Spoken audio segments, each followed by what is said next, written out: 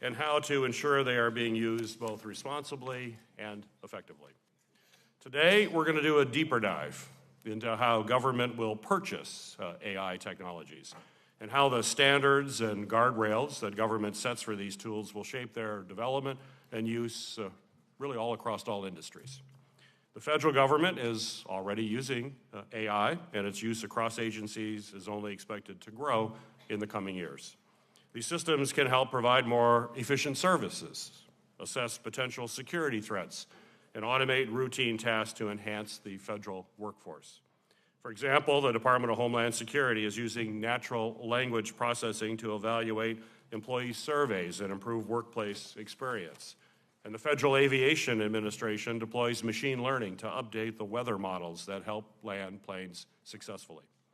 Other technologies that are continuing to develop, such as generative AI, offer the potential to improve government services even more. For example, many agencies, from the Office of Personnel Management to the Department of Health and Human Services to the Department of Education, have rolled out chatbots to provide better service to federal employees and the larger American public. AI is here, and it's already being put to good use. Many of these systems are not developed by the government, but rather the private sector. Over half of the AI tools used by federal agencies have been purchased from commercial vendors. This collaboration between the public and the private sector is crucial. It ensures that government is using the most effective AI systems. American companies are breaking new ground with these technologies, and we have a chance to share in the benefits of that incredible innovation. But these tools also bring potential risk and policy implications. They require new knowledge from procurement officials, as well as increased coordination across agencies. In order to successfully and effectively purchase and use AI tools, federal agencies have to be prepared to address issues like privacy concerns about the use of federal data to train commercial models and bias in government decision-making. We must be nimble whenever the government collaborates with the private sector, but this is especially true with AI, where new developments emerge almost every single day. The tools that are purchased are often actively learning and are changing as they are used. Last Congress, I authored and enacted a law that requires officials that procure AI tools be trained in their capabilities as well as their potential risk. This year, I introduced legislation that would extend this training to all federal managers and supervisors. I've also introduced legislation that would designate a chief AI officer at every federal agency so that they have leadership and expertise to maximize the potential of these technologies and effectively address risk. These guardrails are more important than ever. Federal agencies are inundated with sales pitches and technology demos promising the next big thing. And while the federal government must be forward-thinking, we also have to be cautious in procuring these new tools. And we must continue to work past the initial purchase, testing, and fine-tuning our models to ensure that they are effectively serving the American people. And as AI development accelerates, private industry has yet to standardize practices for evaluating AI systems for risk, for trustworthiness, and responsibility. Through the federal procurement policy, the government has a unique opportunity to shape these standards and frameworks for development and deployment of these technologies across the private sector more broadly.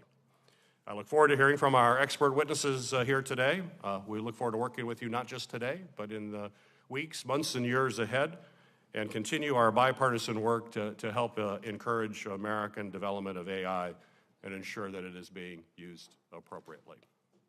I'd now like to turn the mic over to Ranking Member Senator Paul for his opening statement. Thank you. In 2021, the Pentagon, through the Defense Advanced Research Projects Agency, DARPA, asked for proposals for real-time comprehensive tools that establish ground truth for how countries are conducting domestic information control. DARPA's goal in developing AI technology for measuring the information control environment was to help the U.S. government better understand how digitally authoritarian regimes repress their populations at scale over the internet via censorship, blocking, or throttling. Of course, the solicitation made it clear that the Pentagon did not want the proposals to look at activities of the U.S. government. The Pentagon and the U.S. government as a whole enjoy professing moral superiority over authoritarian governments when it comes to upholding basic democratic values.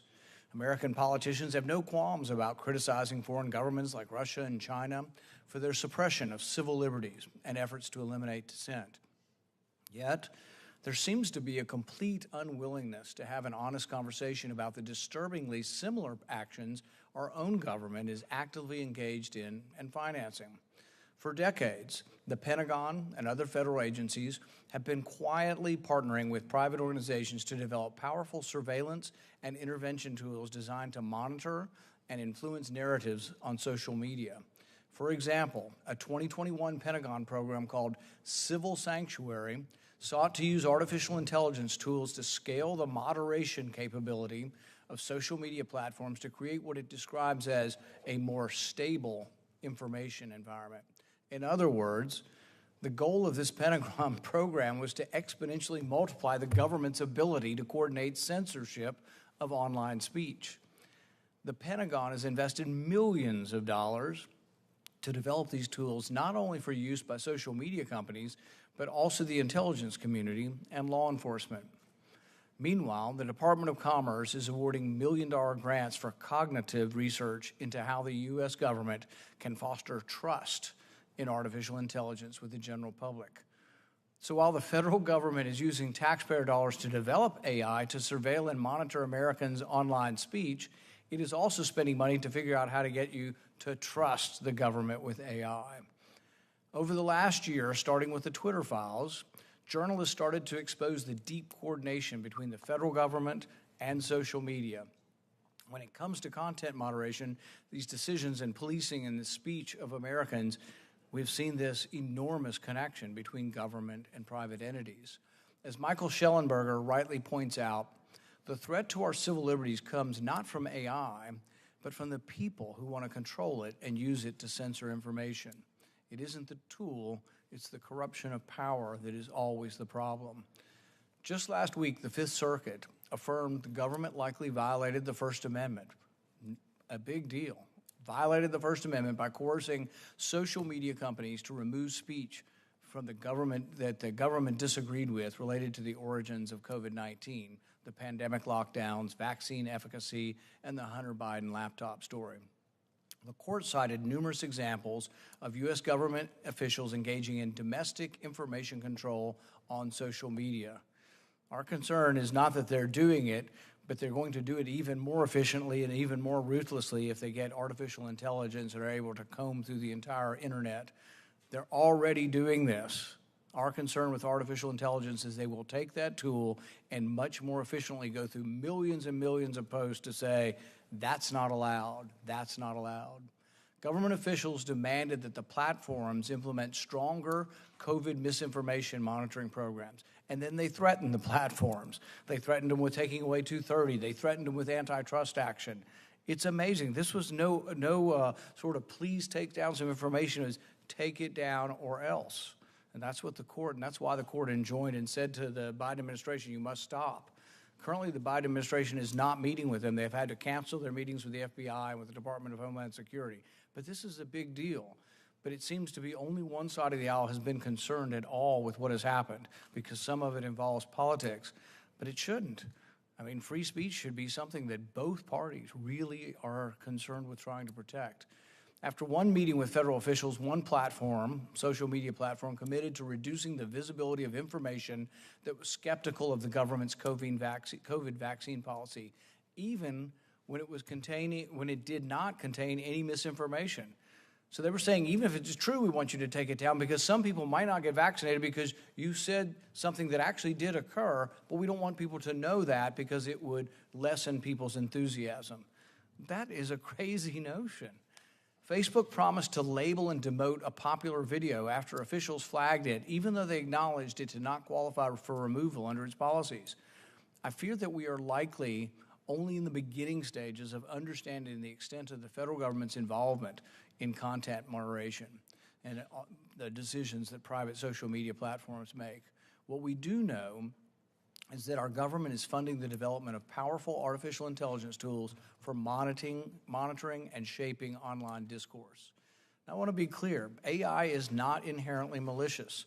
It has the potential to revolutionize basic aspects of society, from healthcare to education. However, in the hands of unchecked government, AI can be weaponized as a tool to suppress fundamental values like speech, things that our country was founded upon. The open exchange of ideas, the freedom to question, and the right to dissent. This should not be a partisan issue. It is the practice of the Homeland Security and Governmental Affairs Committee to swear in witnesses. So if each of you would please rise and raise your right hand. Do you swear that the testimony that you will give before this committee will be the truth, the whole truth, and nothing but the truth? So help you God. Thank you. You may be seated. Our first witness is Professor Rayid Ghani. Professor Ghani is a distinguished career professor in the Machine Learning Department at the Heinz College of Information Systems and Public Policy at Carnegie Mellon University. At CMU, he leads the Data Science and Public Policy Group and the Data Science for Social Good program, as well as the Responsible AI Initiative, which he co-leads. Professor Ghani, it's great to have you here at the committee. You are recognized for your opening statement. Thank you. Thank you, Chairman Peters, Ranking Member Paul, and other members of the committee. Thanks for hosting this hearing today and for giving me the opportunity to present this testimony. As Chairman Peters mentioned, my name is Rayid Ghani. I'm a professor of machine learning and public policy at Carnegie Mellon. And I'm here today because I believe that AI has enormous potential in helping us tackle critical societal problems that our governments are focused on. Much of the work I've done over the last decade has been in this space through working extensively with governments at the federal, state, and local level, including helping and use AI systems to tackle problems across health, criminal justice, education, public safety, human services, workforce development, particularly on supporting fair and equitable outcomes. Based on my experience, I believe that AI can benefit every federal, state, and local agency. However, any AI system or any other type of system affecting people's lives has to be explicitly designed to promote our societal values, such as equity, and not just narrowly optimized for efficiency. I think it's critical for us, government agencies, policymakers, to ensure that these systems are designed in a way that they do result in promoting our values. Now, while the entire life cycle of AI systems, from scoping to procurement to designing to testing to deploying, needs to have those guidelines in place that maximize societal benefits and minimize potential harms, there has been a lack of attention to the earlier phases of this process, particularly on the problem scoping and procurement parts. As Chairman Peter mentioned, many of the AI systems being used in government are not built in-house. They are procured through vendors, consultants, and researchers. That makes getting the procurement phase correct critical. Many problems and harms discovered downstream can be avoided by a more effective procurement process. We need to make sure that the government procuring of AI follows a responsible process and in turn makes the AI vendors accountable for the systems they design that themselves have to promote accountability, transparency, and fairness. Government agencies often go on the market to buy AI without understanding and defining and scoping the problem they want to tackle, without assessing whether AI is even the right tool, and without including individuals and communities that will be affected. AI systems are not one size fits all. Procuring AI is first and foremost procuring a solution that is helping solve a problem and should be assessed in the ability to better solve the problem at hand. In that respect, procuring AI is not that different from procuring other technologies. Now, there are a few areas where it is different. One, AI algorithms are neither inherently biased or unbiased, nor have inherent fixed values. The design of these systems requires making hundreds and sometimes thousands of choices that determine the behavior of the system. If these choices explicitly focus on outcomes we care about, and we evaluate the systems against those intended outcomes, the AI system can help us achieve what we want to achieve. Unfortunately today, those decisions are too often left typically to the AI system developer, who defines those values implicitly or explicitly. The procurement process needs to define these goals and values very explicitly. AI requires that, society requires that, and ensure that the vendors address those appropriately in the system being procured and provide evidence of that.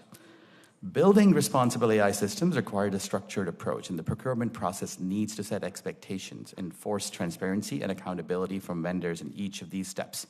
That includes defining goals, translating them into requirements that the vendors should design the system to achieve, and setting up a continuous monitoring and evaluation process, because the system will both itself change as well as have to live and function in an ever-changing world. It is critical and urgent for policymakers to act and provide guidelines and regulations for procuring, developing, and using AI in order to ensure that these systems are built in a transparent and accountable manner and result in fair and equitable outcomes for our society. As initial steps, here are some of my recommendations. Number one, focusing the AI procurement process on specific use cases rather than general purpose one-size-fits-all AI, both to support intended outcomes around that use case as well as to prevent harm through misuse. Number two, development of common procurement requirements for AI and templates that government agencies can start from. That does not exist today. Number three, create guidelines that ensure meaningful involvement that will be of the communities that will be impacted by the AI system, right from the inception stage and continuously. And number four, and lastly, creating trainings, processes, and tools to support the procurement teams within government agencies. As the government teams expand their role and start procuring AI-augmented systems more regularly, they will need to be supported by increasing their capacity to fulfill this role. I recommend creating a set of trainings and processes and collaboration mechanisms and tools to help them achieve that. The overall goal behind these recommendations is to set some standards around procurement of AI by government agencies and to support and enable the agencies to implement those standards effectively and procure AI systems that can help us achieve their policy and societal goals. Thank you.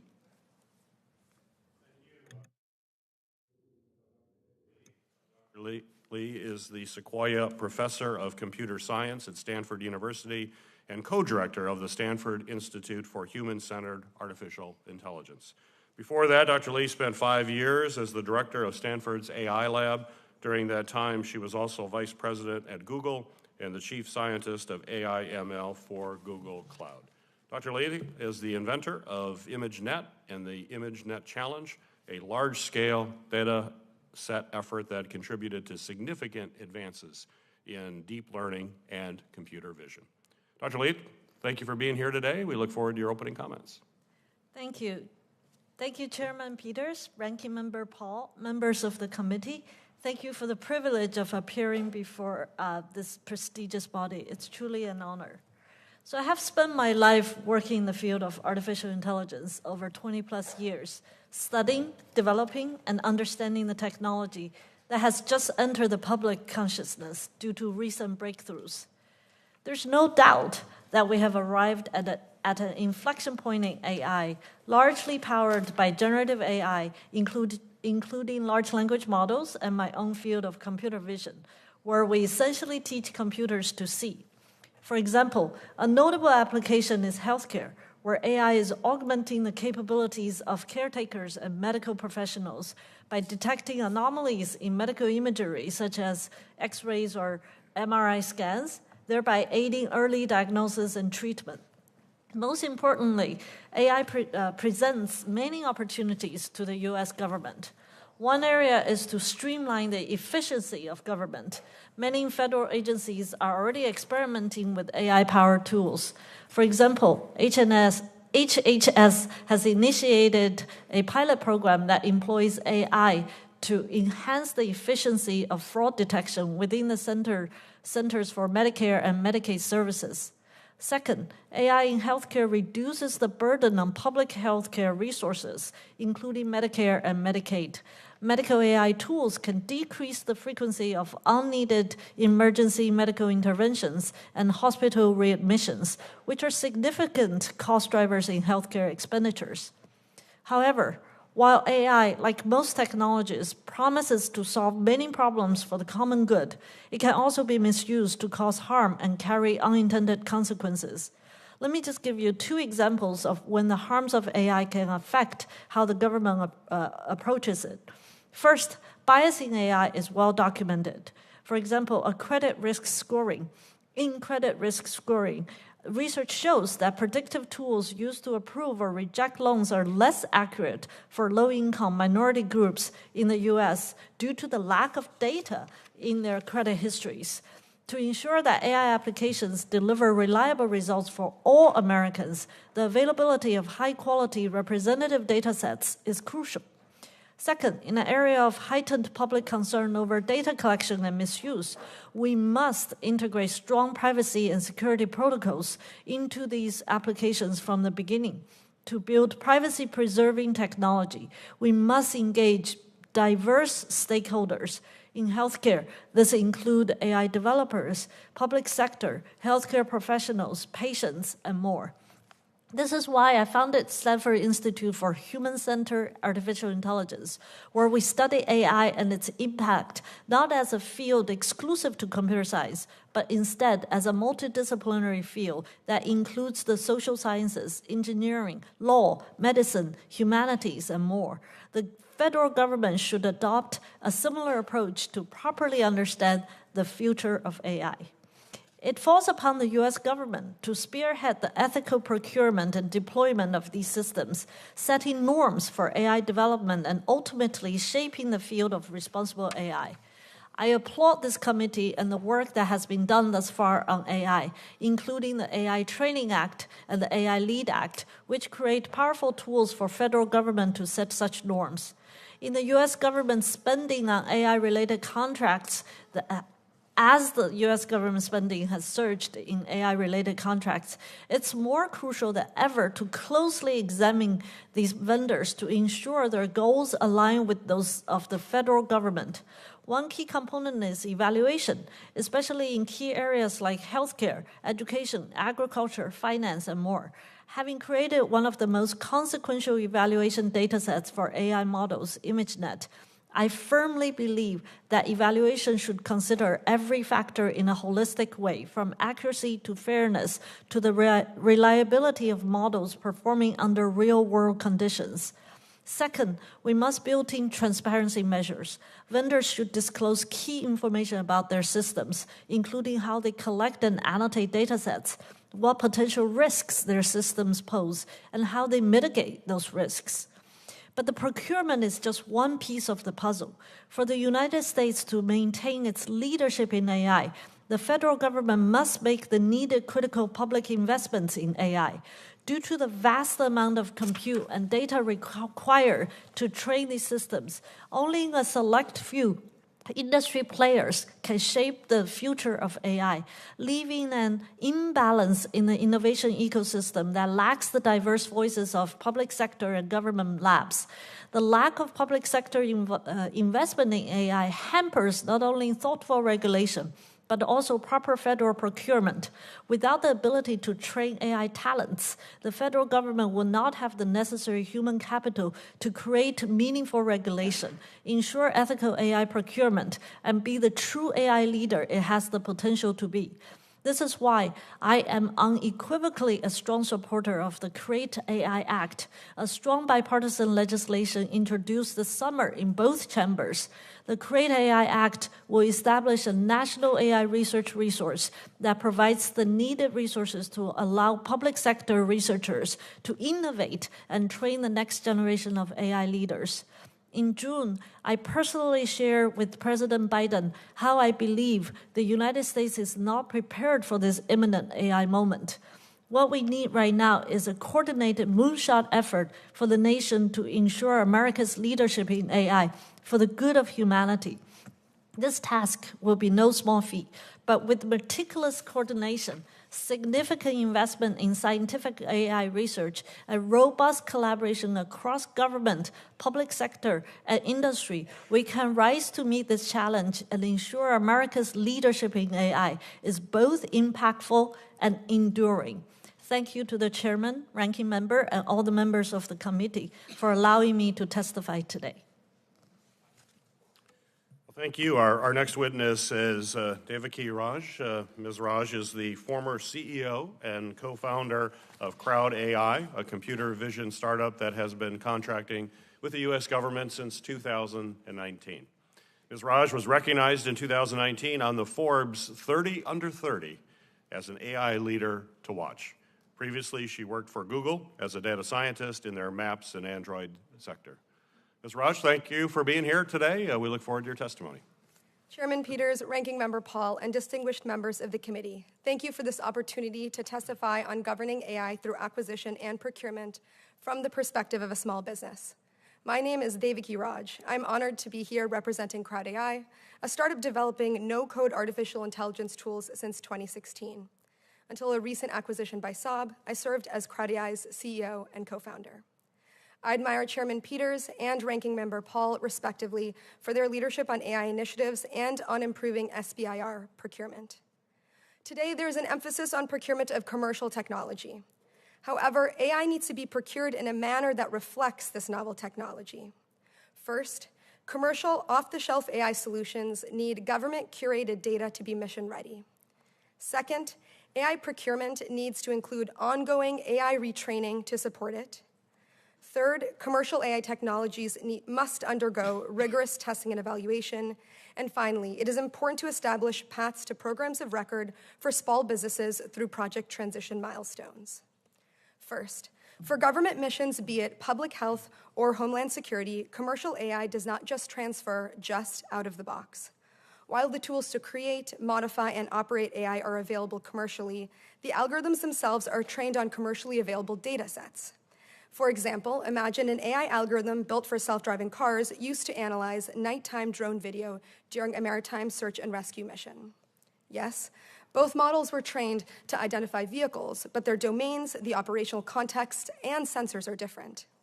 Robust AI must learn from specific domain mission data it is applied to. If not, models remain brittle. It is important to note that there are constraints that come with the use of government data, statutory limitations, privacy, access, security, etc. Appreciating this, offices desiring to implement AI should curate their domain-specific data to accelerate development, testing, and transition to operations. Second, AI is a journey, not a destination. AI procurement must include ongoing AI model retraining for continued operational relevance. In 2018, CrowdAI collaborated with the California Air National Guard to automate wildfire mapping using MQ-9 drones, a collaboration we proudly continue. Our predictive models performed extremely well in Northern California's forested regions where wildfires were common, and we had access to government-furnished data. However, as evolving wildfire epicenters shifted to urban areas in the South, our models required retraining to maintain operational relevance. While AI models are flexible, they still require contracting officers to include model training in contracts, ensuring alignment with evolving mission data. It's a dynamic process akin to software updates, not just a one-time procurement.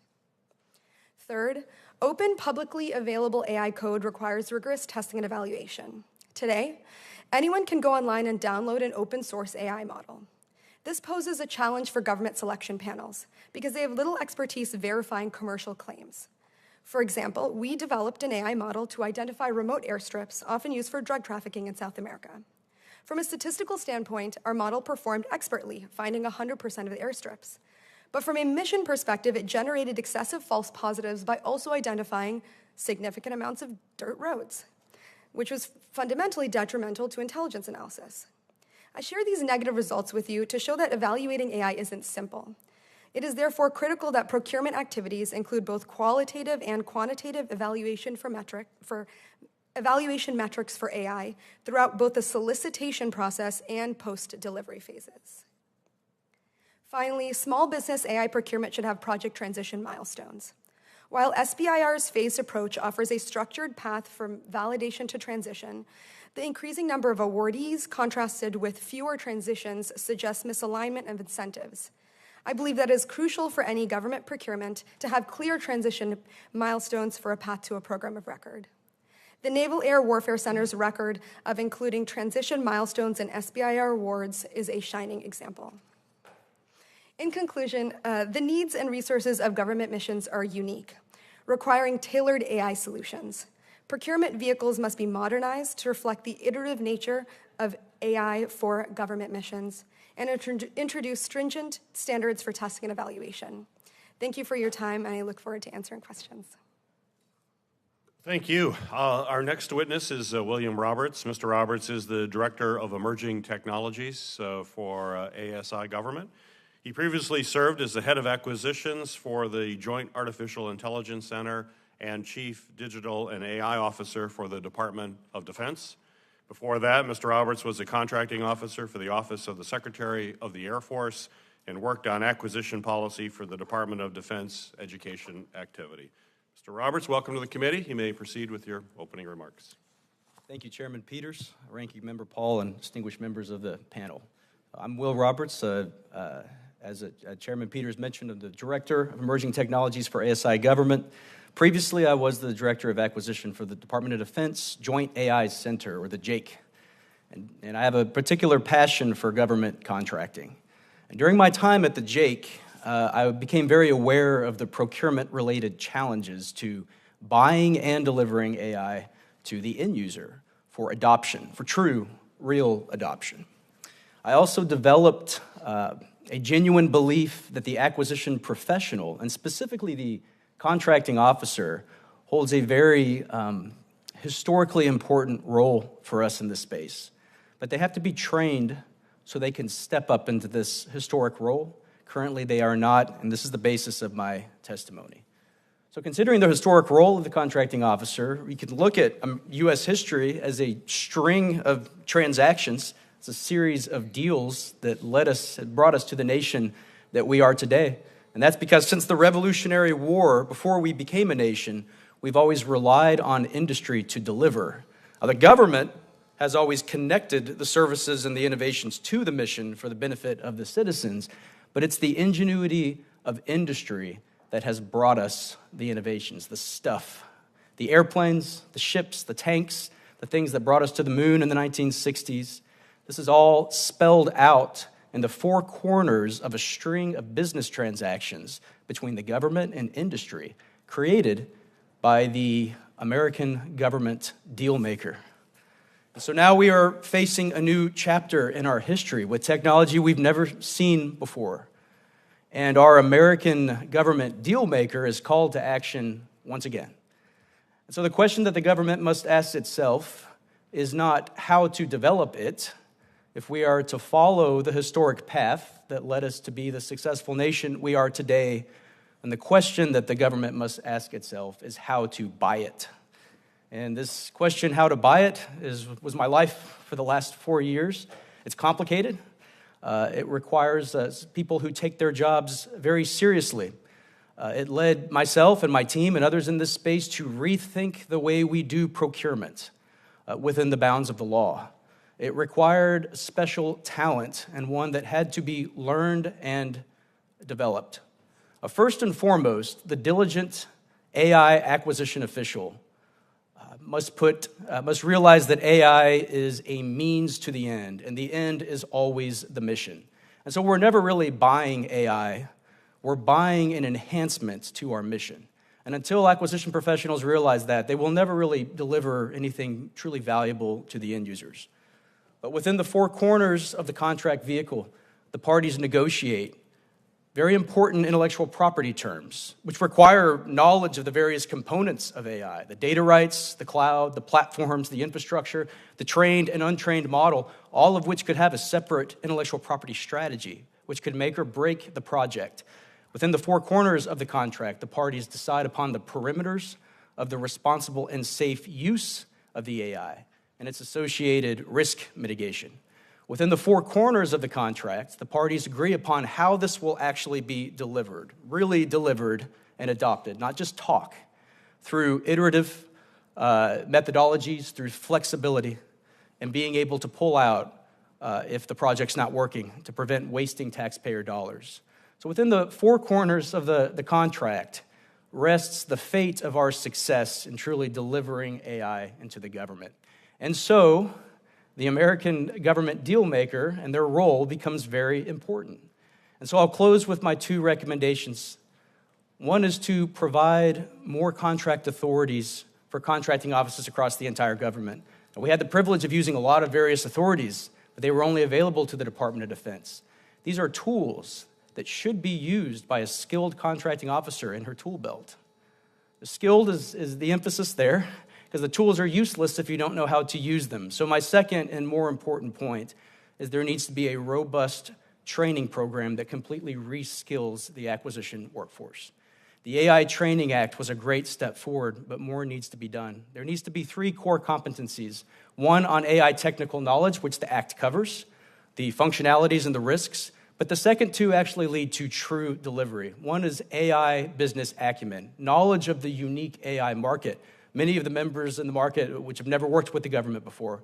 And the third is AI-unique contract domain knowledge to include IP, ethics, agile contracting, and use of these various contract authorities.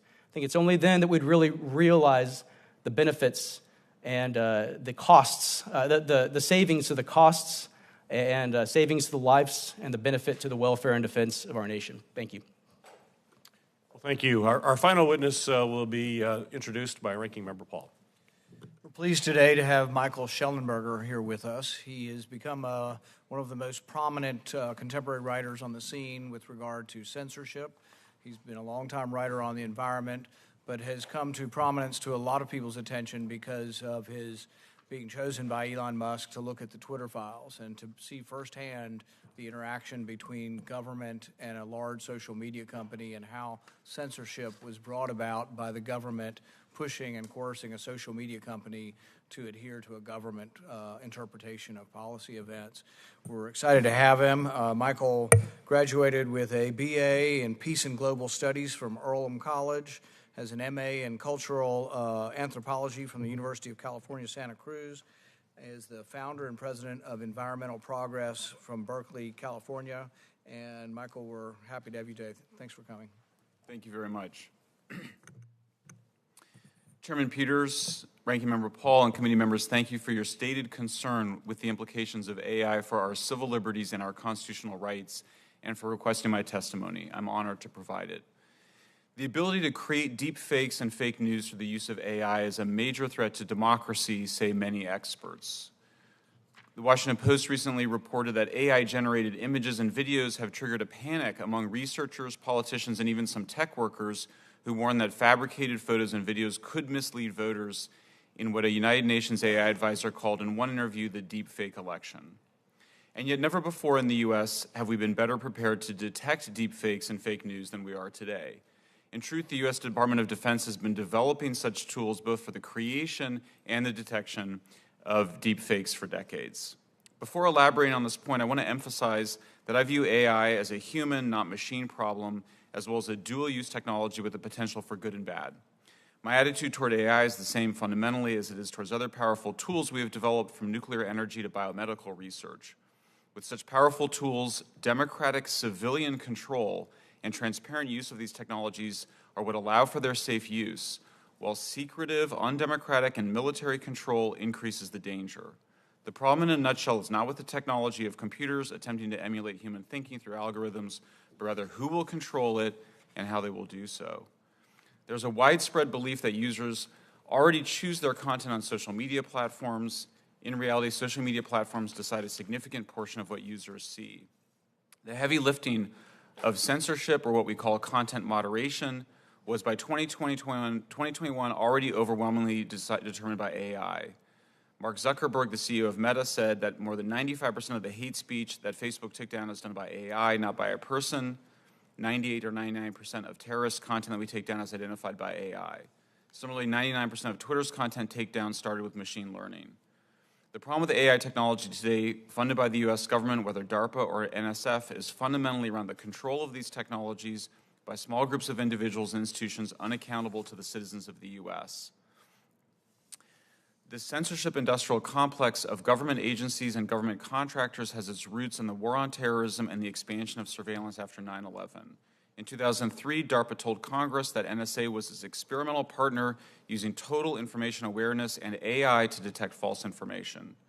In 2013, the New York Times reported on the NSA's use of AI, which foreshadowed how counter-disinformation experts would nearly a decade later describe fighting misinformation online. In 2015, DARPA launched the funding track that directly resulted in the AI tools that leading internet and social media companies use today. Their goal was to develop a science and practice for determining the authenticity and establishing the integrity of visual media. DARPA's warning 8 years ago is identical to the Washington Post warning about deepfakes last month. The adoption of AI has grown alongside alarmism about deepfakes and misinformation and disinformation more broadly. Also in 2019, a new non-governmental organization called the Deep Trust Alliance launched a series of events called the Fix Fake Symposia. The Deep Trust Alliance described itself as, quote, the ecosystem to tackle disinformation, and its website invited audiences to join the global network actively driving policy and technology to confront the threat of malicious deepfakes. And yet the goal of this Deep Trust Alliance appears to be to advocate for policies to censor and even criminalize digital harms. The head of the organization said that laws needed to be extended to digital harms. There needs to be a set of practices across social media platforms. It was during this period that the U.S. government, DHS, created Election Integrity Partnership to censor election skepticism. The year afterwards, it created a project, the Virality Project, to censor COVID skepticism and COVID criticism, where most famously the Biden White House demanded widespread censorship by Facebook of what Facebook itself called often true documentation of vaccine side effects. While social media platforms use AI to identify and censor content, the decisions of what to censor, of course, remain in the hands of humans. The FTC, in June of last year, warned Congress specifically about the dangers of using AI for censorship, urging great caution. Good intentions weren't enough, said the FTC, because it turns out that even well-intended AI uses can have the same problems like bias, discrimination, and censorship, often discussed in connection with the uses of AI.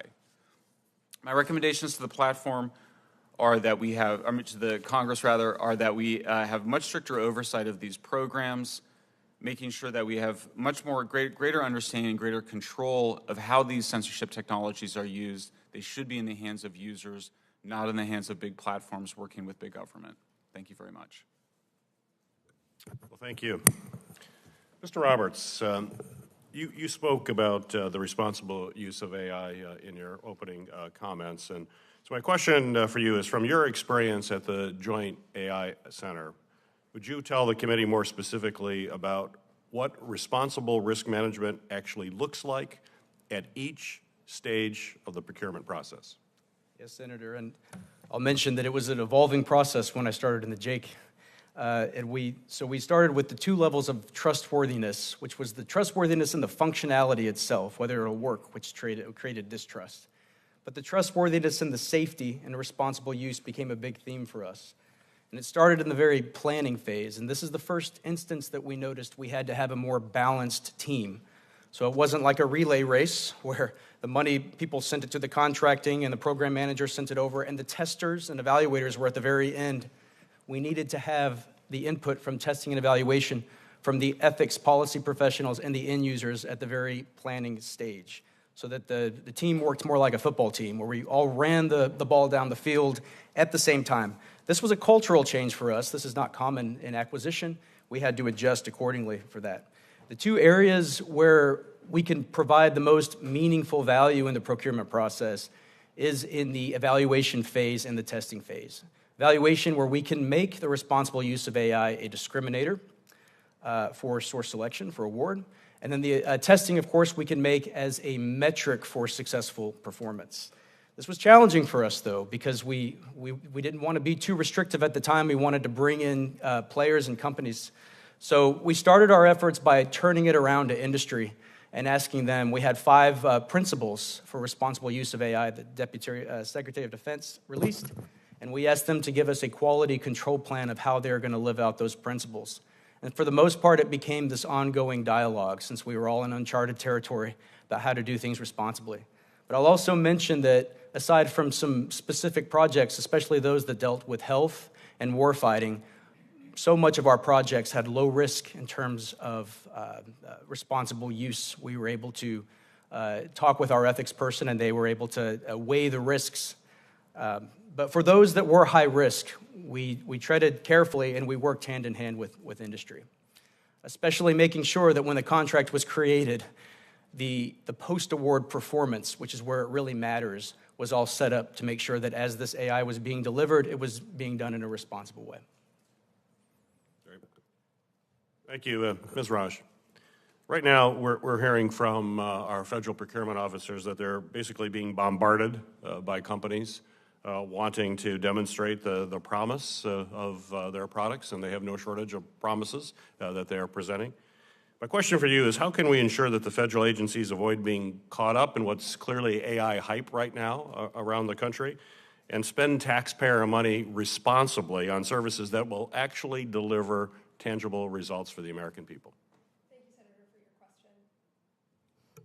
question. As a former small business owner, we have to continuously rise against the same noise to provide the best quality computer vision for our customers. We first started working with the U.S. government in 2017, and in 2017, we were one of the handful of Silicon Valley companies working with the U.S. government. Now we see large tech companies with massive internal resources, or a handful of companies that are being massively funded by venture capitalists in the hopes that they could land meaningful contracts from the U.S. government in AI. So I think I've got 2 points. The first is point 1 and 3 of my oral testimony. For federal agencies looking to bring in AI technology, it is important to have data sets that are curated and readily available not during the contracting solicitation time, as well as during when the contracting is evaluated. Models can be benchmarked even before the technology can be acquired. Often when we worked on contracts, waiting for government-furnished data was the longest lead time on contracts. So for faster evaluation, the less taxpayer money is spent. I want to commend NGA. They've been doing a great job getting their data ready for AI. And then secondly, to your point, right, anyone can download AI models off the internet and claim AI expertise. So again, having testing and evaluation data sets ready, both at the contracting process and throughout the entire execution of the contract, it'll make it easier for procurement officials to be able to both find and evaluate tech through quantitative and qualitative means. Great, thank you. Dr. Li, as legislators work to establish key values for the American use of AI, the idea of explainability has received substantial attention. However, building responsibility and trust into the use of AI seems like it's going to require more than just an understanding of the math behind a model. Could you offer some specific suggestions as to how we ought to prioritize when evaluating AI systems for potential use by federal agencies? Yeah, thank you for the question. Actually, explainability is a very much used word in the talks of AI. If we think about it, it's actually a very nuanced word. I'll give you an example that's not AI. For example, you talk about math. You know, when a bottle drops, we can actually use Newtonian mathematical equation to explain why the bottle drops. But when it comes to the usage of Tylenol, other than some doctors and biomedical researchers, even as a consumer, I don't know how to explain Tylenol works. Yet there is an explainable process of how federal government has regulated so that I can trust it. Or another example of using Google Map to go from point A to point B. There, the explainability is not in mathematical equations nor in regulatory framework. It's more about the options it has provided to me, the fastest route or the avoid the tolls and so on. I'm using these 3 examples to show you explainability is a very nuanced term and depend on the use cases. It depends on the system approach. We have to think about it carefully. And again, I advocate for a systematic approach and thinking about explainability, but do put the human values as well as our society's value at the foreground of this. And depending on how we use it, will require different kind of explainability. Right. Thank you. Ranking Member Paul, you're recognized for your questions. It's okay. Could I defer my questions and allow Senator Hawley to go? Yeah, that's fine. Senator Hawley, you're recognized for your questions. Thank you very much. Thank you, Senator Paul. And thank you, Mr. Chairman. Thanks to all the witnesses for being here. Mr. Shellenberger, I want to start with you, if I could. I'm so glad that you're here with us today, and you're here at a significant time. I'm looking at a piece from yesterday, I think it is, that you published. U.S. intelligence dangerously compromised, warned CIA and FBI whistleblowers. You're not the only one to report this, of course, but I was reading your report on it this morning. This is something that you have been warning about for quite some time, and the allegations stem from a whistleblower who has come forward to the House, a whistleblower from the Central Intelligence Agency. I have the letter, the relevant letter here from the House Oversight Committee. The whistleblower alleges that a CIA team was paid to change its assessment of the origins of COVID-19. Do I have that broadly correct? Is that your understanding of the report? Yes. This is obviously a bombshell report, deeply, deeply troubling. I'm glad that the House is going to look into it. We should look into it. What caught my attention is you point out in your article on this that the government has deliberately violated the COVID Origins Act, which this body passed unanimously, which the House passed, the president signed into law. Maybe he wasn't so happy about signing it into law, but he did. It is the law of the land, and which required that all of the government's intelligence on the origins of COVID be made public. Instead, what the administration did was offer up a summary, which they then in turn heavily redacted. And you point out that in addition, the administration refused to report the names of scientists who fell ill at the Wuhan Institute of Virology in 2019, despite the fact they know the names. The intelligence community knows the names.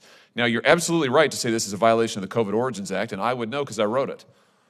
So I'm not very happy about the fact that this administration continues to flout, completely ignore public law passed, again, unanimously by the United States Senate. For what end, I can't tell. I can't figure out why in the world. I don't know what partisan gain there is to it. Why in the world they want to lie to the American people. You conclude your article by saying the government has become extremely comfortable with lying to us.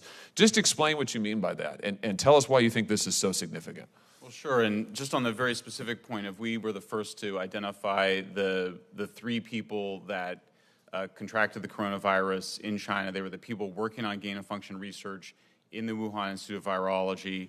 The Wall Street Journal confirmed our reporting 2 weeks later, and then I think it was 1 week after that or a few days after that, the ODNI report came out, and it did not reveal this information. And we had multiple sources, the Wall Street Journal. We have no idea if the Wall Street Journal sources were the same, but I think we're clearly seeing a lot of abuses of power occurring in multiple executive agencies. So we've seen it with the FBI.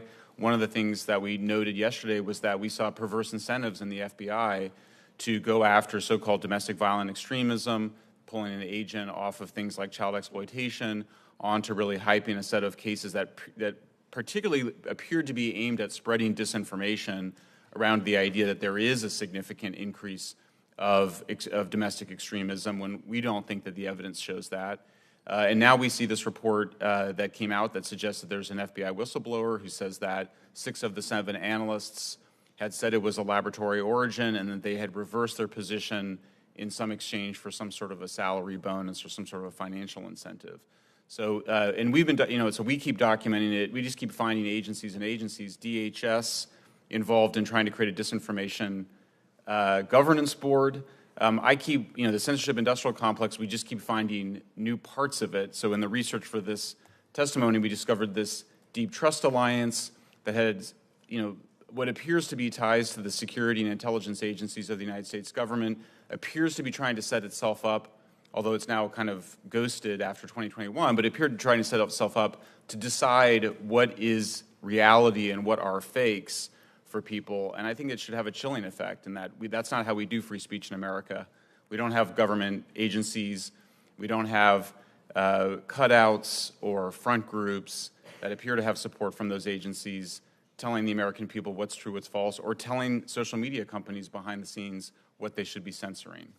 And just to that last point, we now know, thanks to the case Missouri versus Biden, that that's exactly what this administration, from the White House to the FBI to the State Department to the CDC to CISA, have all been meeting with the social media companies for years now, giving them direct commands about what to censor and take down, naming specific accounts and specific speech they want suppressed, threatening the social media platforms if they don't do it, and remarkably, and I'm quoting the court here, the Fifth Circuit Court of Appeals, and there's a huge evidentiary record. Everybody can go, don't take my word for it, go read the record. It's all on the record from the district court. What the Fifth Circuit said is, remarkably, the social media platforms all complied. Yeah. All of them. They all agreed to be tools of the United States government and to censor what they were ordered to censor, to suppress the speech they were ordered to suppress. You're a journalist. Tell us about the threat to the First Amendment. And by the way, just for the record, I think it's important to establish The Federal Court of Appeals said directly, in no uncertain terms, this was a clear violation of the United States Constitution. The First Amendment does not allow the federal government to use private companies to censor when they wouldn't be able to do it themselves. And that's exactly what this administration has done. Tell us as a journalist the threat to free speech, to freedom of the press from this kind of collusion between a very powerful government trying to hijack every media company it can get its hands on. Well, sure. I mean, if you just start on the issue of the COVID vaccine, for example, public interest advocates spent a very long time trying to get requiring the pharmaceutical companies to list the side effects of their drugs in their advertisements. Here we saw a situation where people were sharing information about the side effects of the vaccine on Facebook and other social media platforms, and the White House demanding that it be taken down, Facebook complying, acknowledging that it was often true information. We also saw that Facebook's own internal research showed that actually it increases vaccine hesitancy when you censor those stories, that people, if they want to be comfortable with a new drug, they need to be able to talk it out a bit. So Facebook told the White House that actually it would backfire. The White House insisted. Facebook caved in because, according to the Facebook executive Nick Clegg, he said, well, we've got this other business that we need to do with the White House, which is the data flows, meaning we need the White House to help us negotiate with the Europeans to bring our data back to the United States. So I think the Fifth Circuit Court did a great job in identifying the clearly coercive measures, but I don't think it went far enough because the First Amendment, it prevents the government from abridging or infringing on free speech, offering an incentive to social media platforms, such as helping them with their dispute with Europe, in exchange for censoring often true content, though of course the First Amendment also protects false content. I think it's a very chilling effect. I think it's very disturbing. Anybody that cares about holding powerful entities to account should be disturbed by what we saw take place on Facebook, on Twitter, and I think we just have to remind ourselves. And what disturbs me when I hear sort of the conversation around AI coming into it, sort of with the beginner mind, I hear a lot of talk about how to protect the public from harm. We have to protect the public from harm. What people are saying is that we need to censor speech, censor certain voices, censor disfavored voices because of this idea that it will cause real-world harm. This is a well-documented phenomenon that psychologists have measured where over decades, people have just grossly expanded their definition of things that cause harm. And I think that we need to kind of, this should be a moment for a reset, that free speech is almost absolute in the United States with a few exceptions around immediate incitement to violence, around fraud, around child exploitation, but we allow very open conversation in the United States. It's what makes us so special. So it's been a chilling effect. As a journalist, I've personally been censored by Facebook. I think the platforms are out of control. Thank you, Mr. Shellenberger. Thank you, Mr. Chairman. Thank you, Senator. Senator Blumenthal, you're recognized for your questions. Thanks very much, Mr. Chairman. As you may know, Senator Hawley and I have authored a framework for protecting the public against some of the perils, I would like to think all of the perils of AI, through an oversight entity that would license new models, would require testing and red teaming, require transparency, notice when AI is used, but also accountability on the part of AI companies and a means of enforcement. That's a very rough summary, but the point is that we have been working through the Judiciary Committee, the subcommittee of the Judiciary Committee on Privacy, Technology, and Law, and I want to thank Senator Peters for his focus on AI in this committee as well, but we held a very useful and productive forum yesterday. My hope is that many of the people who came before us in that forum will agree to come before our subcommittee and testify in public under oath and give us the benefit of their views, which they express to us privately as senators, because I think the public has a right to know, and we should be putting these views on the record. Transparency in our process is as important as transparency in the disclosure of how algorithms work, how AIs work, so the public has a better understanding of it. And I think we're going to be pursuing our framework, putting it into legislative form. We've gotten tremendously positive response. I would say that almost all the provisions of our framework, in fact, all of them were endorsed by one member of that group yesterday or another, and the vast majority of the group endorsed the core provisions of our framework. So we are making progress, and I think what is important about the chairman's actions here is he's sponsored a bill called the Transparent Automated Governance Act. I don't know whether he's mentioned it yet, but I'm going to be joining it as co-sponsor. What it requires is more disclosure to the public about when they encounter AI. And in fact, a subcommittee of this committee, which I chair, Permanent Subcommittee on Investigations, held a hearing recently on Medicare Advantage. Medicare Advantage, which is a government program, health insurance, that provides key coverage for people who are eligible for Medicare, and they can choose to go into this program. And I'm vastly oversimplifying, but not in any way diminishing the key point here, which is Medicare Advantage insurance companies are using AI to make decisions about what they will cover or not.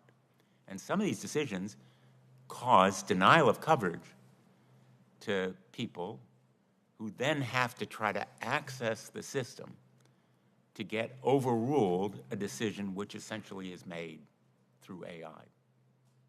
I know that I'm somewhat simplifying, but the key here is that AI is making decisions that hugely impact people's lives, often without their knowing it. And that's why the chairman's bill, I think, is so important.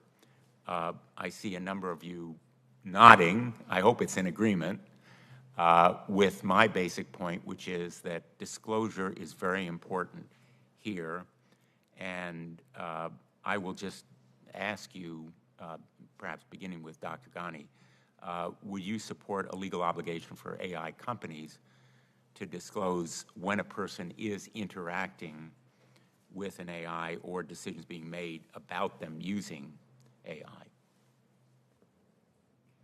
Absolutely. I think it has to be critical.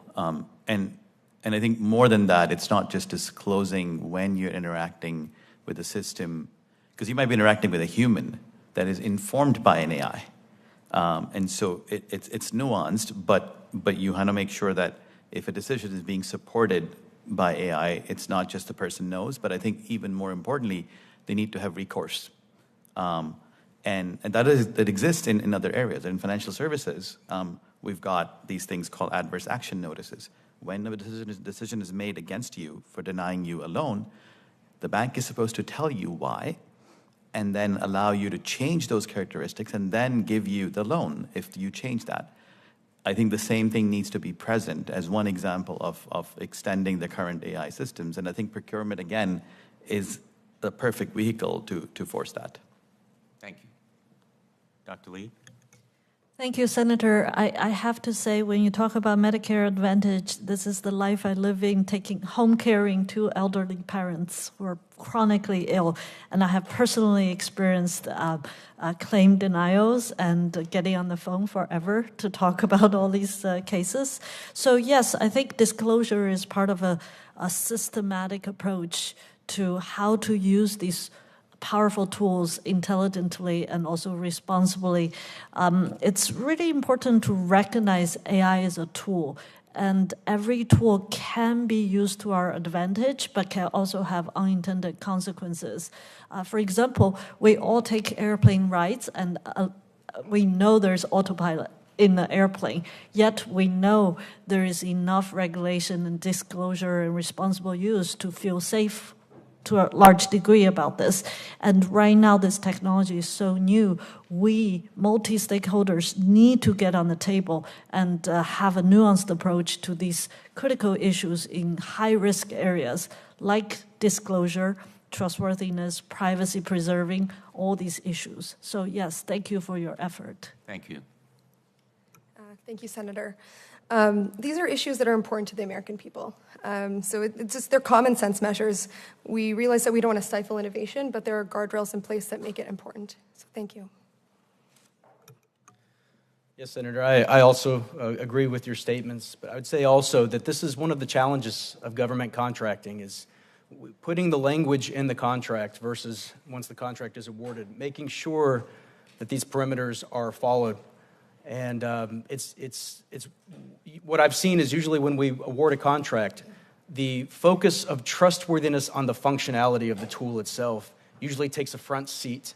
And then all the planning of how we would do this responsibly sometimes takes a back seat. We focus so much on, will this work? Will this benefit the users? And so it's not just putting, we're the largest, federal government's the largest buyer in the world. We have so much ability to put forceful language in our contracts. But it is also what happens after the award and the quality assurance measures we are taking to make sure this responsible use is not taking a back seat. Thank you. Mr. Shellenberger? Yeah, absolutely. Thank you. Mr. Chairman, again, thank you for your leadership. The chairman's bill was reported out of the Commerce Committee in July, and disclosure is also an essential part of the framework that Senator Hawley and I have advanced. I'm looking forward to supporting his bill and perhaps in our efforts to combine our ideas and our forces, taking them up together. But this panel has offered some really important insights, and really want to thank you all for being here today. Thanks, Mr. Chairman. Well, thank you, Senator. Thank you for co-sponsoring the bill. We'll hopefully move it through the Senate as quickly as possible. I need to step aside briefly for another committee hearing that's going on to ask questions. So I'm going to pass the gavel to Senator Hessen. But before I do that, Ranking Member Paul is recognized for his questions. Thank you, and thanks to the panel for being here today. I think we've had a good discussion, pros and cons of AI, how we can kind of control it to make sure it doesn't lead to abuses. But I think as we've, and if you think about potential uses, we had a hearing a month or two ago talking about classified data. We have like 25 million bits of data or something sitting out there. It's supposed to be declassified after 25 years. No humans ever getting through it. We need help, and something like AI could be a great benefit. But as we've talked about different ways to try to control AI, either it's contracting or transparency or this rule or that rule, I think what we're missing is how far apart we actually are. I mean, we think we're all together on let's have some controls, but I don't think we are very much together. If you think about the most basic of rights would be our Bill of Rights. Among the Bill of Rights, the first one is supposed to be one of the most important. The Supreme Court says it has special scrutiny for the First Amendment, and yet we have absolute, complete disagreement on the First Amendment. The idea of whether or not it is in breach of the First Amendment for the FBI and the Department of Homeland Security to meet on a regular basis with Twitter and Facebook and talk about the content, what people are saying, people's speech, and limit that. If you look at the court case, it's worse than that. It's not just talking about or notifying, it's actually threats to say that we may take away your 230 if you don't comply and take down this. The 230 is the liability protection. We may get rid of that. We may institute antitrust rules to try to break your company up, which they're apparently going after Google now anyway. We also may notify the top guy. The president will be informed that you are not taking down this information. But even more than that, I think they went even further. It's my understanding that when Twitter said, oh, yeah, we'll take this down, but it's a heck of a lot of work. Can you pay us? I think the FBI actually paid them $3 million. Mr. Shellenberger, you comment on did Twitter take money from the FBI to take down content? It did. You're absolutely right that happened, and there was some controversy around it because Twitter was being reimbursed for the time that it was spending helping FBI. But nonetheless, it appeared as though Twitter had refused that money previously because they recognized there would be a conflict of interest. And so after the former chief counsel for FBI, Jim Baker came to Twitter, they changed that policy, and they did take that money from Twitter from the FBI after working with them on this. So it was one of many, what the Fifth Circuit Court recently called a kind of close nexus, which is the kind of thing that you're worried about, a close nexus in terms of censoring content online that we saw, and to see the financial incentives there was very troubling. And this is sort of what concerns me, because we think, through contracting or through rules or transparency, somehow we're going to control this. When I'm concerned that I don't think there's one Senate Democrat that has criticized the FBI and Department of Homeland Security meeting on a regular basis to discuss taking down speech, even true speech, as you mentioned in the virality project, stuff that says, well, so-and-so had the vaccine and they're in the hospital today, and it was verifiably true. Now, cause and effect, everybody's got an opinion on what caused what, and yet they were taking that down, even admitting that it was true, taking that down, and that we don't seem to have any concern on one side of the aisle. So how are we going to get to fixing this problem with contracting and transparency if we can't even agree what the First Amendment is? And this is a big deal, and I hope this case, it's now been decided at the appellate court level. I hope it makes it to the Supreme Court level so it can be basically, adhered to across the land. But, as much as I want to say, let's all get together, we're going to hold hands and have transparency and fix the contracting and AI, I'm more than worried than ever, and I'm not an opponent of AI. My son does AI. I'm a fan of technology. I think AI could do great things. And yet, I'm worried that one entire party, about half of our country, representative-wise, doesn't seem to have any concern about the First Amendment, about the FBI meeting. Now, if this were the 1960s, it would be interesting where it would be. In the 1960s, if and when people heard that J. Edgar Hoover was meeting and looking through MLK's mail, looking through Vietnam War protesters, at that point in time, the left was much better than the right, and they were absolutely exercised. They wanted to defend the First Amendment, but somehow we've lost that, and it really shouldn't be partisan. I don't care who's the president. I don't want any president sending the FBI. And the way I try to put it so people can comprehend this, I'll do interviews on television. So let's say I'm on there and the woman with the television, the man with the television interview, I'll say, after you're done, what would you think if the FBI called you and wanted to sit down and discuss my interview? And because I said I don't think masks work in the general public and don't prevent the trajectory of the virus, that's my opinion. I can give you 25 studies to support it. But how would you feel if the FBI sat you down and said, well, we're worried about that and we think that's misinformation? No broadcast TV would ever stomach that. No newspaper would ever. The Washington Post wouldn't stomach that. And yet nobody on the left seems to care at all about the FBI meeting with Twitter, which is arguably maybe more powerful than all of the traditional legacy media anymore. You mentioned that already in their algorithms, Mr. Shellenberger, that 99% of it's being taken down through artificial intelligence. You mentioned that a lot of this originated in DARPA. I assume you mean the funding for originating and discovering how to do artificial intelligence? Is that what you're saying came out of DARPA? Well, yeah, and also, and I didn't get in as much detail about it, but also, obviously, DARPA has been, or maybe not obviously, but in the process of creating deep fakes and then creating technologies to detect those deep fakes. We've also seen, we know there's cases where they're actually identifying persons of interest to be developing deep fakes around. I think there's a set of things going on that people are not aware of that they should be aware of in the development of these technologies. And then there's a civilian or ostensibly civilian process been going on to try to govern these deep fakes, to try to kind of establish some separate authority to decide what's deep fake, what's not. And I think all that should be. And to point out the problem, though, if DARPA's in charge of a lot of this, they're a small secretive group that won't respond to me. You know, they're the group that was going to fund research in Wuhan to stick a furin cleavage site into a virus, which turns out what COVID looks like. And yet when I ask them, even today, I've been asking DARPA for that information. They won't give it to me. So now I'm supposed to trust DARPA with artificial intelligence, an agency that won't give me unclassified documents with proper requests. So that's a real danger that DARPA, DITRA, all these defense and intelligence agencies that are developing this to spy on others are so secretive that we don't have oversight. I think they're a government without oversight, and I am worried about that as we move forward, that we're sort of saying, oh, yeah, we'll just have oversight. We'll have contracting on it. I'm not against that. I mean, I think that's good. But how can I contract something? I don't even know what their budget is. Any comment on the secrecy of DARPA? The secrecy is, in some ways, it's the main event because, and that's how the censorship has been taking place behind closed doors. it's not job owning. They sort of said, there's been this argument that, politicians should be able to get up there and criticize somebody publicly, but that's not what was going on. It was behind the scenes work. I'm actually glad to hear that they've been as unresponsive to you, Senator, as they have been to us.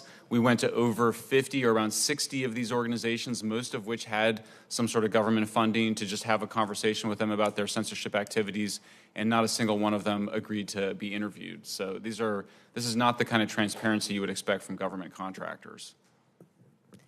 Thank you, Senator Paul. So I'm now going to recognize myself for the next round of questions. I'm really glad we're having this hearing. I'm really grateful to all of you for being here and being a part of it. And I want to start with a question to you, Dr. Li. I'm chair of the Subcommittee on Emerging Threats, and I am concerned about potential public safety and national security ramifications of AI. Dr. Li, you've raised concerns about AI behaving in unintended or unpredictable ways that could be detrimental to Americans. What are the key considerations for federal acquisition and procurement policy to ensure the safety of AI? Thank you, Senator. I have been known to say there's no independent machine values. Machine values are human values. Especially when it comes to U.S. government, I think we really need to care about as Senator Paul said, our constitutional values, our Bill of Rights, and all that.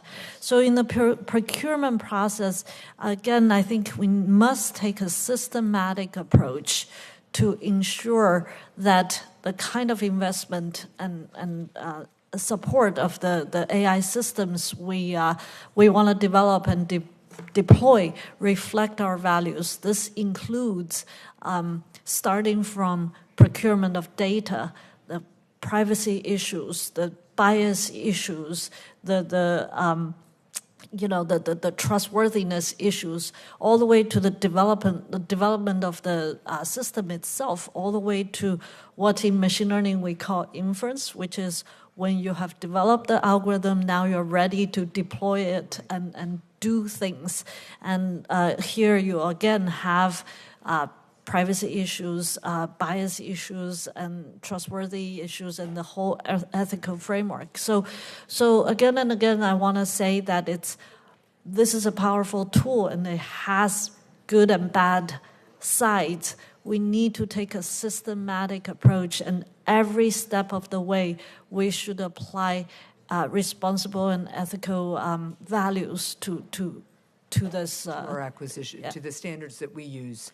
Yes. In acquiring this technology. Yes. Well, thank you.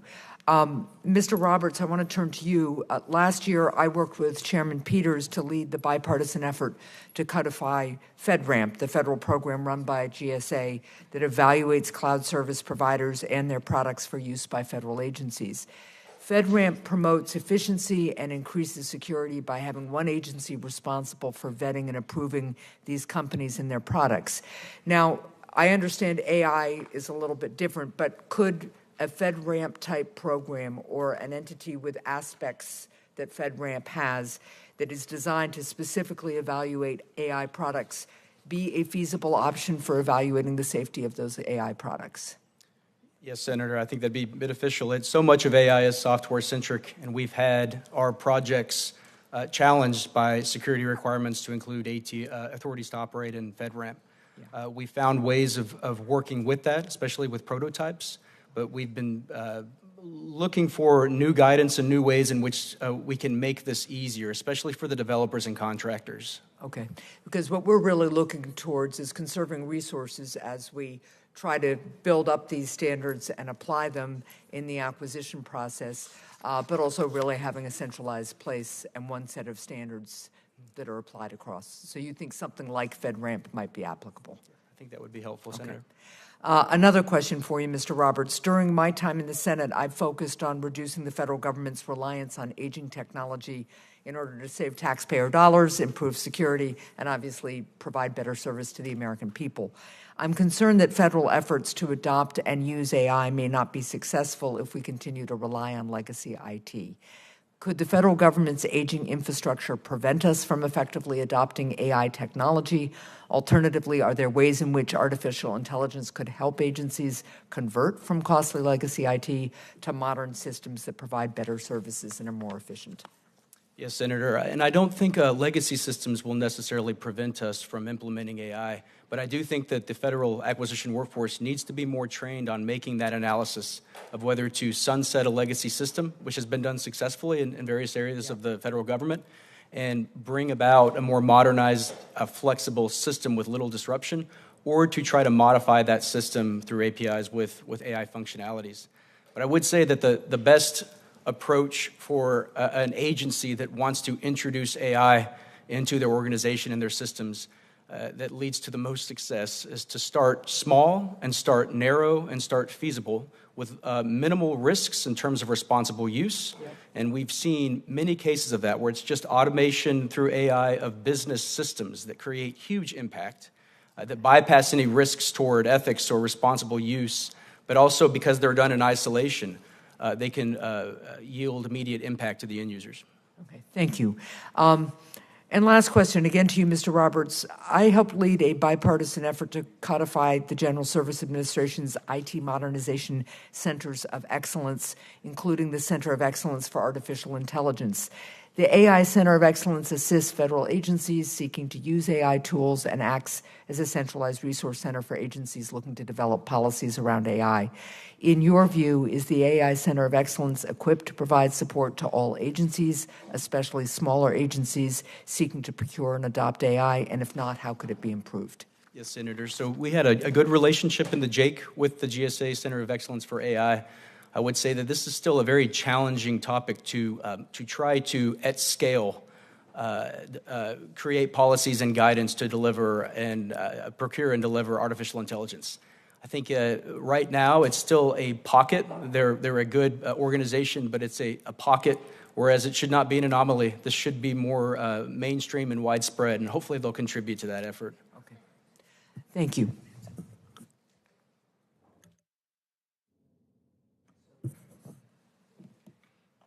Senator Langford.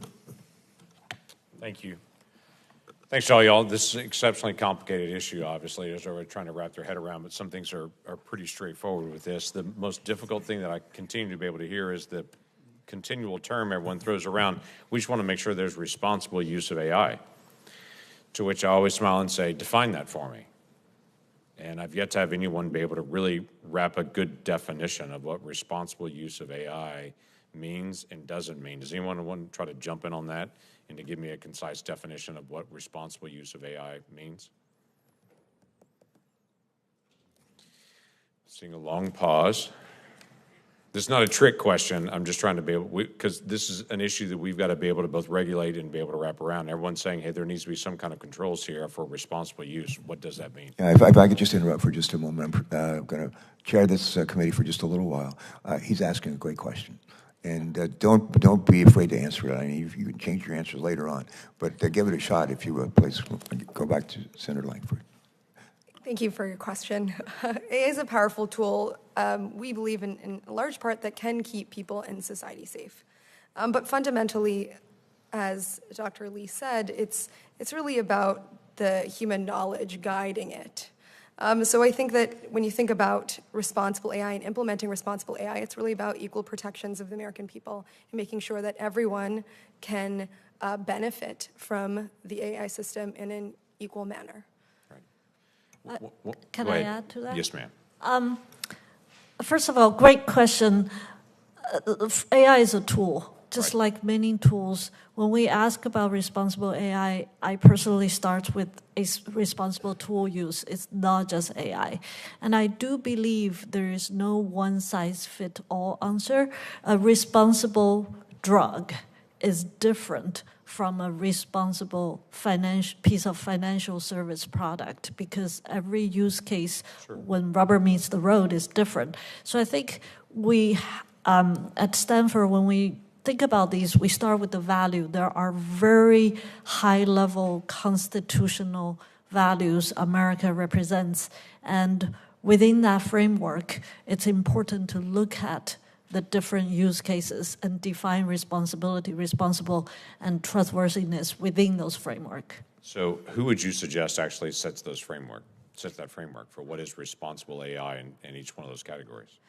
I personally believe in multi-stakeholder approach, and I think, for example, again, back to healthcare, right? If it comes to drugs and food and all that, FDA should be a huge part of it. So does the consumers and the industry as well as public sector. It has to be a nuanced dialogue to. It's not a simple issue on it, to say the least on it, but it is one of those things that hangs out there because as we discuss a regulatory framework, you want to hang a regulatory framework on a set of values and to be able to say these match our values. We've not been able to get good clarity among all of us on how do you define what is that value of what is responsible use of AI in each sector. And I encourage anyone that's participating in this, because I agree, multi-stakeholder is helpful. There's 320 million people are smarter than any one of us. So to have that engagement, as people have ideas on that, they need to be able to contribute those because we've got to set that value set on this. Obviously, the Constitution is the first set of values, but then we've got to be able to set for each one of those, what's that responsible use. We have another big challenge in the federal acquisition procurement process that deals with software, and it is who owns the intellectual property. Because if we do weapon systems, there's this, we're going to keep updating it, and we've got to know this. With AI, it becomes particularly difficult on who owns the intellectual property for this, and when changes need to be made, how do you know that you've got a safe process to be able to do updates on this? Or if someone were to get into the system and to be able to change some of the system, how do you know and how do you track that? So the first thing on AI for me is on the procurement process, how do we handle who owns it? Once actually the federal government is the user. It's one thing to be able to buy it off the shelf and to say we're going to use this product. It's another thing to say this is a unique product that we're going to use that's a federal product that has AI that's built into it. You may want to try to step into that. Yeah, that's something that we had to deal with as a vendor for the JAIC. Licensing of the architecture, licensing of the model weights, licensing of the government data. That was something that we had to really navigate alongside JAIC. I think fundamentally, AI needs to be purchased in a manner that reflects the updating nature of this rapidly changing technology. So to my second point, I mentioned that AI contracting should have the ability to include ongoing retraining. We don't want taxpayers buying Model 2.0 when weeks later, Model 4.0 is released. And so it's about really taxpayers saving money while ensuring the latest technology is in the hands of the U.S. government. So I'm happy to follow up in terms of what has worked around licensing. Yeah, let's do. We have a weapon system that was delivered about 5 years ago that was delivered with Microsoft 7 on board 5 years ago. And the entire system was built on Microsoft 7, and all the software that connects to it is all built on Microsoft 7, which is not even updated anymore. And so we can't have a situation where we're that far out of date, especially with something like this. But the other challenge is when we do security checks for most federal systems, we're trying to inspect to make sure that there is nothing within the system that's a problem that's uniquely challenging with AI, because we've got to get into how has it been trained, what's the decision-making in the process, how do we verify that decision-making process when we're verifying it for security, for biases, for all those things. So if there are ideas that are out there that you've seen for that type of verification, that'll be exceptionally important to us, because we're not going to buy an off-the-shelf item for AI and just assume it has good ethics that's built into it or it has good security built into it. One other thing that I just want to be able to mention, and I want to pass this on to other colleagues who want to be able to ask questions.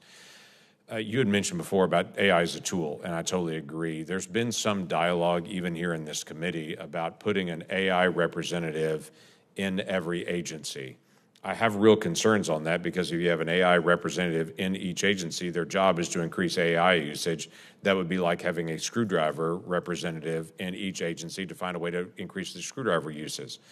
It is a tool. We need to treat it as a tool, and I have concerns when there's a focus on it's the latest thing we need to talk about, so let's proliferate that in the federal government. If it's a tool that works, fine, but we need to have some ways to be able to verify security, verify on the updating, verifying the IP address, and then verifying what is, not the IP, but the actual, who owns the IP on it, and then verifying the whole process of updating it, using it, and then also what's responsible use of it.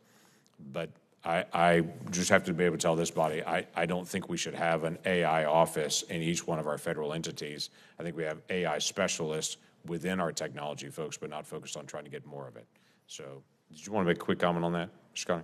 Ghani? I just want to respond by saying AI is very, very powerful, and it's going to become, it is a horizontal technology. So it's really important that many of us, leaders of our society, have that knowledge. This is why under the AI Training Act, Stanford HAI is actually committed to creating educational opportunities to our policy leaders and policy members of the policy world, because it's not just one person or one person per agency's responsibility. It's our collective responsibility in having that basic level knowledge and also in some case specialized knowledge. So it's really important to recognize that.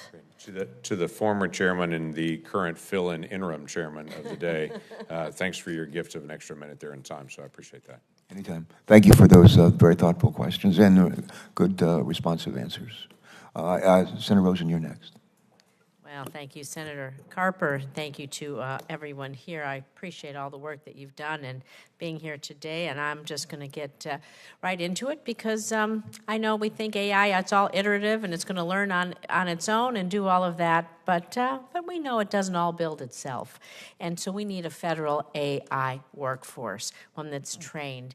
And the White House Select Committee on AI has worked to enhance the overall effectiveness and productivity of the federal government's efforts, of course, related to AI. Earlier this year, the Select Committee on AI released the strategic plan for AI, which identified significant challenges with the AI workforce. So I have a two-part question for you, Mr. Ghani, and then a follow-up for you, Ms. Raj. Mr. Ghani, to that point, how do we ensure the existing federal AI workforce has the necessary skills to buy, procure, as we're talking about, build and field these AI-enabled technologies? And are there programs that currently exist to upskill our federal workforce? And then so you can think about it, Ms. Raj, your follow-up will be, if you can speak to it, how can academia and industry talent be leveraged to meet these dynamic needs? Because it's not a static industry, for sure. Thank you for the question. And it's a little bit related to the previous conversation on, do you train everyone on everything, or do you have specialized people? And I think this is a dilemma that even the private sector has been focusing on for the last 20 years in this space. Where do you build one central team that is a tech team, an IT team, an AI team, and then you have them help everybody else? Or do you enable each agency, each department, upskill them? And for me, the answer, what's worked is the latter. It's because, again, AI is not a generic tool it's not Microsoft Office. It's not Windows. It's not a word processor. It's different. And so then what you need to have is you need to have it be configured and used for specific applications, specific programs, specific policy areas. So if you're bringing in tech people in a centralized way, you need to have them be trained in every single thing that every single agency might do. That's not possible. And so I think in my mind, the way to do this is to augment the existing trainings of people within different departments, within agencies, and have them enable them to do their work in an AI-augmented world, rather than AI-first training. And to your question, Senator Rosen, on do these types of programs exist? Not exactly. There are programs that exist in pockets. The majority of programs that exist are in upskilling and several universities and several nonprofits, including Carnegie Mellon and Coleridge Initiative that I've been part of. We've created programs that train government agencies and workers in the use of these types of technologies.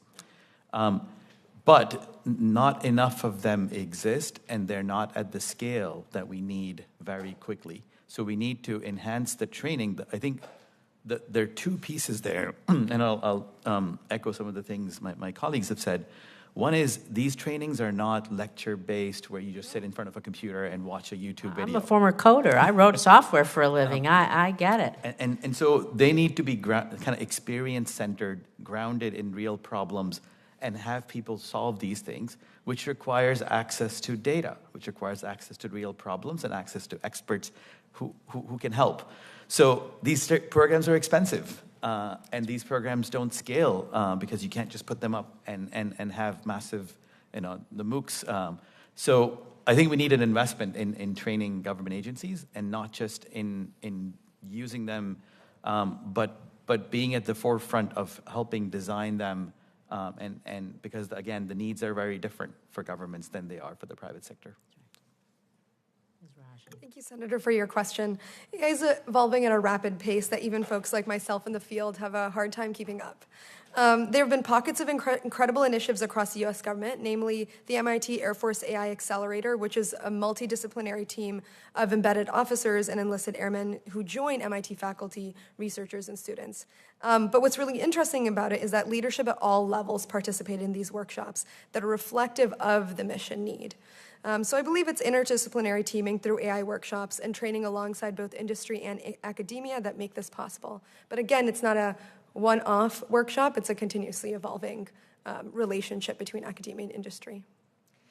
Thank you. I want to move on a little bit to AI procurement, because we've heard testimony in this committee about, of course, we all know how quickly AI is evolving. This is no secret there, and giving the breakneck pace of the AI evolution, and of course, the multiple iterations, how quickly it's going to learn on its own. I'm concerned that our federal government's acquisition process is just going to not be able to keep up with the rapid pace of the development of the AI tools. And this question's for you, Mr. Roberts, on how should the federal procurement process, how could we improve it, streamline it to be sure that AR products are purchased at the speed of relevance, meaning that they're not rendered obsolete before we even benefit from their use? How should our federal contracts account for the need to retrain a procured AI system? They often require ongoing updates, security patches, and monitoring. I'm a former computer programmer myself. I've been advocating for what we call the SBOM, a software bill of materials. So you know, I guess like you look at the back of a cereal box, you know all the ingredients that are in there. So we should be able to know that for our government software. So if we have to make the appropriate changes, we know the list of ingredients, if you will. So if you want to speak to that. Yes, Senator. I would start by saying I think the best way to change the processes is to invest aggressively in our talent. And I would say that there should be nothing short of a mandatory AI training for all interns coming into the acquisition workforce. I think this is the only way that incoming professionals coming in will really understand. And the reason why is twofold. I think one is if we really truly believe this is transformative technology, which I think it is, it will affect every mission. Every contracting officer in the future will have to know what this is. Right now they're set up for failure.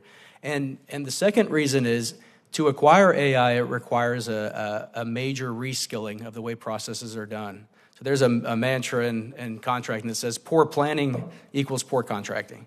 And what that's translated into is that if you don't have all your ducks in a row about exactly how this project is going to pan out, then you should not release your solicitation. Well, obviously that doesn't work with artificial intelligence. And so what we need is a team that works in an iterative fashion.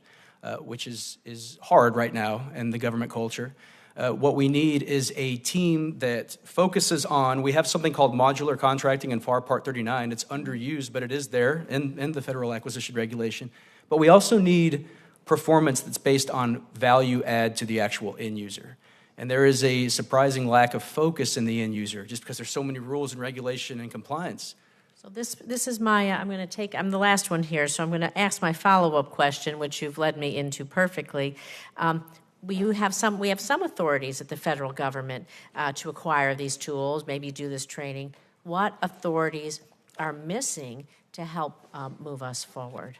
Yes, Senator, I would recommend, so in the Department of Defense, we had a lot of the authorities we needed. The federal acquisition regulation did a lot for us, but we also needed other transactions when it required. We needed public-private partnerships, which is a great tool for AI because it incentivizes industry for dual-use application. But that was the Department of Defense, and these authorities aren't given to other civilian agencies who will also be entering this field. So my recommendation would be to also provide that authority to those civilian agencies, especially OT authority, and things like partnership intermediary agreements, public-private partnerships. AI is so diverse that these are truly tools that match perfectly depending on the situation. We've used them all. Thank you. And I see our chairman is back, so I will turn it over to you. Thank you. Thank you, Senator. Senator Carper is recognized for his questions, and thank you for holding the gavel. God, it was fun doing that again. I used to be him. Now I'm me. But I got to chair a committee on environment and public works, which is a pretty good gig as well. So happy to see all of you. Let me just ask a couple of you. Has anyone ever mispronounced your name? Mr. Shellenberger, have anyone ever mispronounced your name? All the time. Mr. Roberts, has anybody ever mispronounced your name? No, sir, but they have called me Mr. Williams. Okay. How about Ms. Raj? Ms. Raj, has anyone ever mispronounced your name? Absolutely. All right. How do you like to pronounce your name? Raj? Is it Raj? Yeah, Miss Raj is great. Or Ms. Raj, Devaki okay, Raj, that's yeah. great. And Dr. Lee, is it Dr. Lee? Dr. Lee is fine. No, that's good, Dr. Lee. And Ghani, Dr. Ghani? Sounds good. Is that okay? All right, all right. My name's Carper. I've been called worse. All right, welcome everybody. We're delighted that you're here. We had this big seminar yesterday, as some of you probably maybe participated in it or at least followed it. And I was asked by the press. There was a press stakeout after it was over, and I was leaving, and they said, "Well, what do you think?" And they said, one of the things said, "What do you know a lot about AI?" And I told them earlier this year when we started getting really focused on this, I said I could barely spell AI. And after another reporter said to me, how do you feel? Do you feel like you're coming along on AI now? And I said, I quoted the wife of Albert Einstein. She allegedly was asked a long time ago if she understood her husband's theory of relativity. She was a very smart woman. And she said, I understand the words, but not the sentences. Think about that. I understand the words, but not the sentences. I feel that pretty well sums up my approach, released earlier this year on AI. Hope I'm coming along a little bit, taking baby steps, but we'll eventually get there.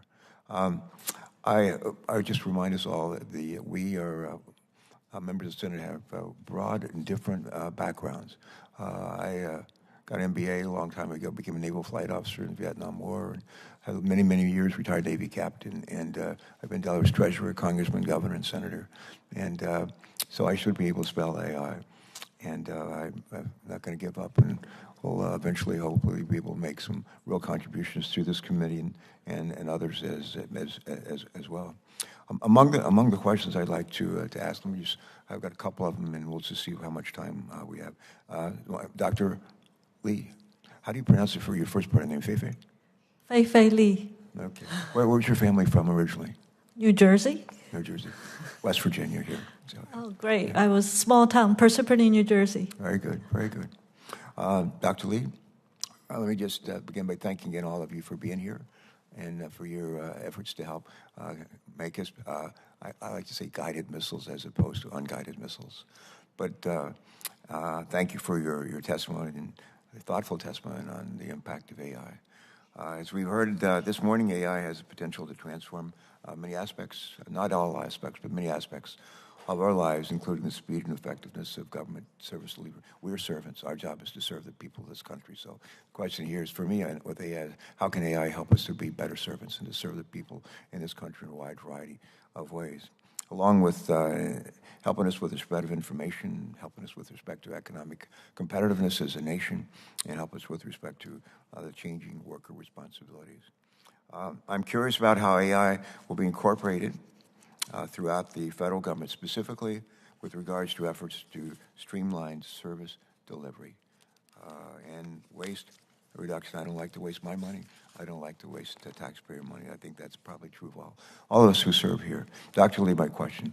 What are some of the ways that you can see artificial intelligence improving? How can you see some ways that AI improving the delivery of services to our constituents? And that's a pretty broad range because we provide services in a broad range of ways. But just a couple of examples, Dr. Lee, of how AI can help us improve delivery of services to our constituents. Thank you, Senator, for the question. First of all, this is actually one of the upsides of this technology is that it can help productivity greatly.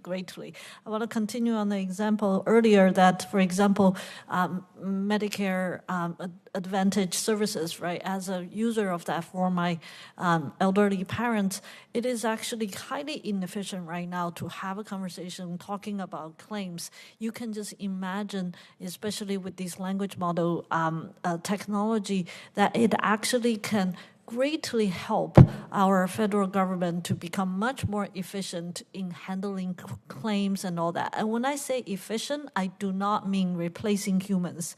I mean augmenting humans. This technology can serve as a companion and working assistant to many aspects of our federal government's work. I could use an aviation term, like more as a co-pilot. Co-pilot is actually the fantastic term. Even in software engineering now we call it co-pilot. Okay. So this is absolutely, there's opportunity for co-piloting. And also there are what we can call machine in the loop of human work. For example, there are vast amount of documents and knowledge we have to sort through. Sometimes AI can become that kind of co-pilot to help to preliminarily sorting that. So these are just simple examples as long as we adhere to our responsible framework. Good, thanks for that. Can you also discuss for us how the adoption of artificial intelligence tools will impact the federal workforce on a daily basis, and how these tools will impact how federal agencies plan for the future? A lot of federal government work is knowledge-based. Again, whether we're processing documents, making decisions, and AI right now, especially in the recent breakthroughs, a lot of these language-based models are extremely helpful in knowledge work as a co-pilot. So in Stanford, we've got colleagues working with IRS, looking at, for example, tax and looking at fraud detections. I can imagine EPA looking at environmental issues, understanding, different aspect of environmental problems. We can use this for example, firefighting and climate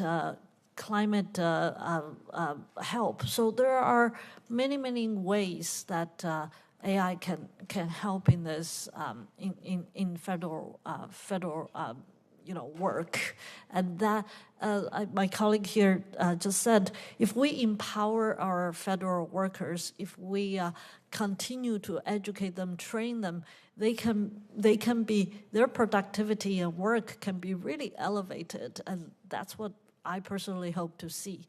That's part of American leadership. Mr. Chairman, just one last thought before I yield back to the chairman, the real chairman. You mentioned IRS. We have a fairly new commissioner in charge of the IRS, Danny Warfel. He's doing a great job. And we're actually beginning to do a much better job, as our chairman knows, collecting taxes that are owed by a lot of folks, including people of great wealth and companies that are highly profitable. And the idea of having better tools for our folks at the IRS is a big plus. And we're seeing, with I chair a committee on Environment and Public Works, we're all about the climate change and the kind of weather that we're seeing, weather conditions we're seeing around the country, and fires and so forth. But we have our hands full. Our firefighters have their hands full, and they can use some help. Maybe AI at the end of the day can be of help there too. Thank you. Thanks, Mr. Chairman. Well, thank you, Senator Carper.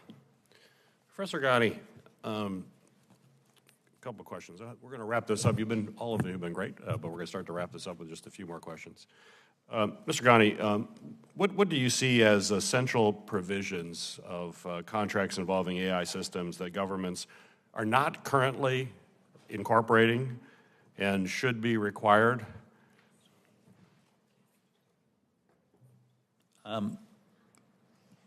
I think simply what the majority of the procurement process I've seen, it over-focuses on the mechanics of the system being procured. And so I'll give you an example. Many years ago, I was working with police departments on these systems called early intervention systems that were designed to identify police officers who were going to use unjustified force and shootings and detect them early. When you look at procurement documents, RFPs for systems, what they talked about was measuring what is the uptime of the system? Can people log into the system? Does it show up, as opposed to the truly functional requirements, which are, does it reduce police shootings? Does it prevent those shootings? Does it help save people's lives?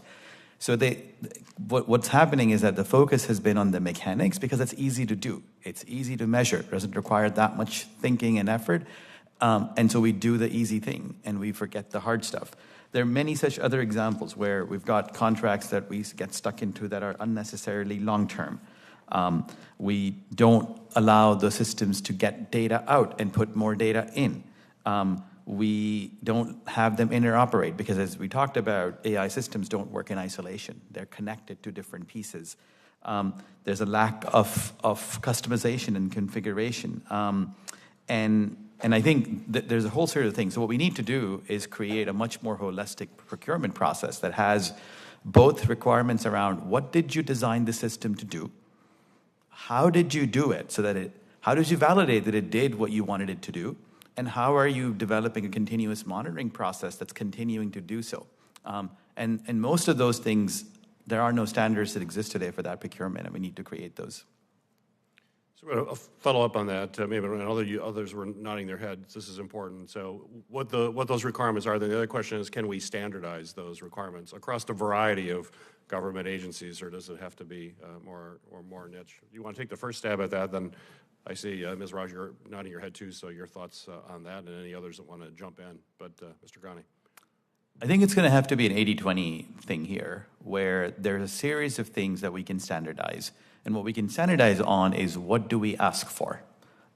We can standardize, we need to figure out what values the system is built on. We need to figure out how you built it. What design choices did you build? What artifacts were produced? Does it work for people? Who does it work for? Who does it not work for? How was it validated? Those are kind of high-level questions that we can standardize that need to be there. Data in, data out, interoperability, configuration.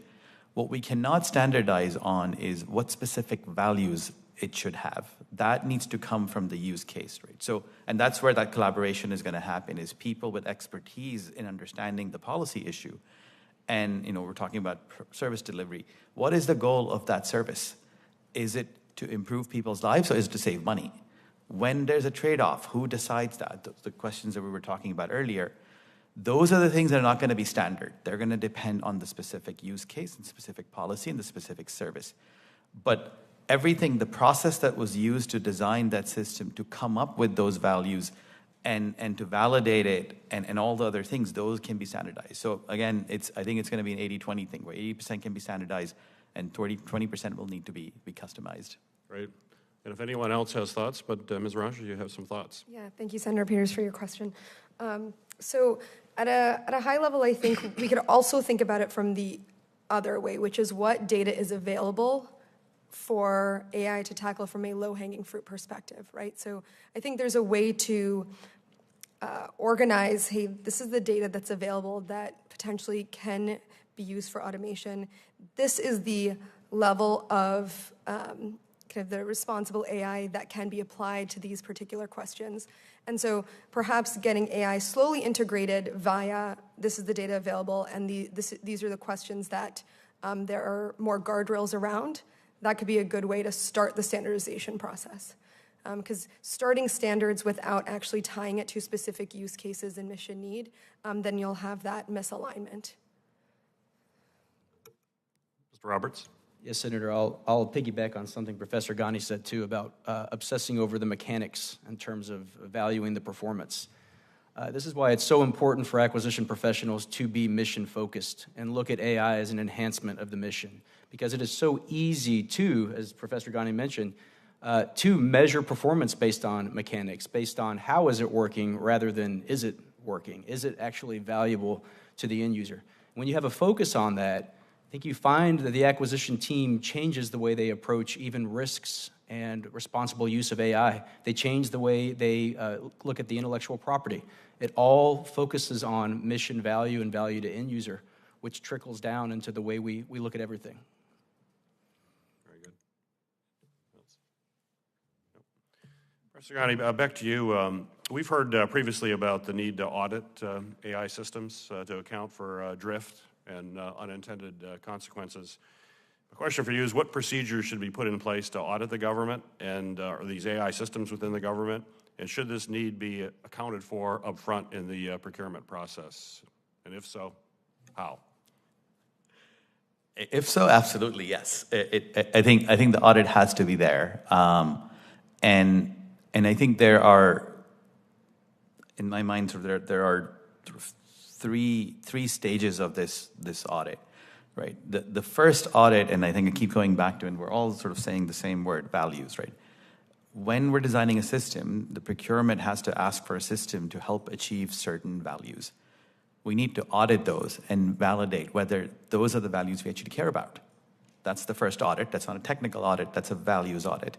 Number two is, when a system is being procured, we need to audit whether it was, how did the vendor, consultant, researcher build this system to help it achieve those values. So that's a technical audit. Three, once it's deployed, it's not gonna work in isolation. In most cases, it is informing, especially high-stakes decisions, it's informing humans. And so you can audit the system for what it outputs, but we need to audit how does it interact with this person and how does this human decisions change? Because that's eventually what we care about is impact on people. So we need to audit the interaction between the AI system and the human system, and then audit the outcomes that it produces. So those are the four pieces, and it's not a one-off. It's a continuous thing because it's going to change. Good. Mr. Roberts, how can the government ensure that the data that's used for testing and training the government's AI platforms is actually secure and protected? And anyone else can jump in on these too. So, but I'll pick out one individual, but feel free if you want to say anything to raise your hand as we wrap up. Only a couple more questions and then you'll be free. Mr. Roberts. Yes, Senator, I'll start by saying that the more we restrict the free flow of data and access from contractors to the data, there's also a sense in which that becomes more problematic as well, especially for the functioning of the model. So we've seen instances just on the other side of over-classification, over-regulation, over-protection of data that has killed projects.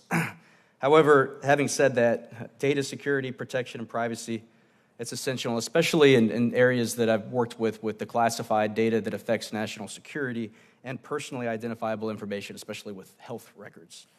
We've seen some things that have helped, especially with health records. The use of synthetic data was beneficial to us that we were able to use. So there's other sources of data, but not to oversimplify, I think that the most important thing for the acquisition field is to put the ethics professional, the person who is dealing with privacy, the security professional, into the planning phase. Again, having a balanced team that has all these professionals involved at the very beginning.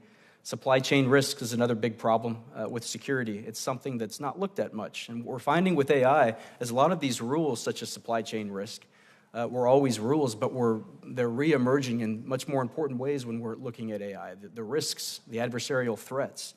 So it's looking at all these risks in new ways, and it's making sure you have a full, balanced team to be with you at the planning stage on how to deal with it. Great. Ms. Raj? Yeah, I want to talk about it from the perspective of small business. CrowdAI has worked with the U.S. government on AI initiatives on a wide range of sensors, all unclassified. As we move forward and mature, we started working with more of the, with DCSA to make sure that we could be ready for other types of data, more sensitive data. Many systems that we worked with U.S. government data were either on bare metal servers or data that remained in government clouds. So I believe that it is important that if a company that's in dual use wants to work with the U.S. government, they also need to ensure that the data is treated with responsibility and privacy to the maximum extent possible. I think that as companies start putting their technology in a more dual use manner, they also need to comply with privacy and regulation that is so standard across a lot of large companies. And AI is an ever-evolving technology, and so the way you make sure that companies of all sizes continue this type of evaluation around privacy and ethics is making sure that there's qualitative and quantitative testing, because often aggregated statistics may not paint the full picture. Very good.